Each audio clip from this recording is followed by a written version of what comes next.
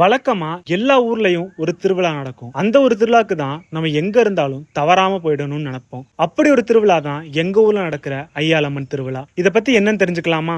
ஐயாலம்மன் திருவிழான்னு சொன்னாலே நம்ம 7 ஊர் மக்களுக்கும் ரொம்ப நெருக்கமான ஒரு உணர்வு இருக்கும். ஏன்னா இது நம்மளோட இளவரசியாச்சு. திருச்சி சமயபுரத்துல இருக்க ஸ்ரீ ஐயாலம்மன் கோவில் திருவிழா. வழக்கமா ஒரு ஊர்ல திருவிழா நடந்தாலே எவ்வளவு பயங்கரமா கொண்டாடுவோம். ஆனா இந்த திருவிழா 7 ஊருக்கு சொந்தமான திருவிழா. அதுவும் 2 வருஷத்துக்கு ஒரு முறை நடக்கிற மிகப்பெரிய திருவிழா. அம்மன் சிலைய சமயபுரம் மாரியம்மன் கோவில்ல வைக்கிறது வழக்கம். திருவிழா அப்ப மட்டும்தான் சாமி வெளியே வரும். 2 காப்பு கட்டி அடுத்த நாள் சாமி கிளம்ப ஆரம்பிக்கும். முதல் நாள் மாவிளக்கு பூஜை, 2வது நாள் கெடாவெட்டு பூஜைன்னு இப்படி ஒரு ஊர்லயுமே வெகு சிறப்பா நடக்கும். இதுல நம்ம வடக்கீச்சம்பட்டிக்கு ஒரு தனி சிறப்பு இருக்கு. என்னன்னு கேட்டா, சாமி எந்த ஊருக்கு போனாலும் நம்ம ஊர் கோவில் வந்துட்டு தான் போகும். ஏன்னா நம்ம ஊரு தான் 7 ஊரோட மையப்பகுதி. நம்ம ஊருக்கு மட்டும் படுகளம்னு ஒரு சிறப்பான தனி திருவிழா நடக்கும். ஒரு காலத்துல பல்லாக்கு நம்ம ஊர் சொந்தமான திருவிழாவா இருந்துச்சு. ஆனா காலப்போக்குல இந்த மரபு இப்ப பின்பற்றுறது இல்ல. இதே மாதிரி நம்ம இனாம் சமயபுரம் புதூர் பூசாரி கோட்டத்துக்கும் மஞ்சநீர் திருவிழான்னு ஒரு தனி சிறப்பு இருக்கு. இப்படிதான் இந்த 7 ஊர் திருவிழா வெகு சிறப்பா நடக்கும். இந்த திருவிழாவை பத்தி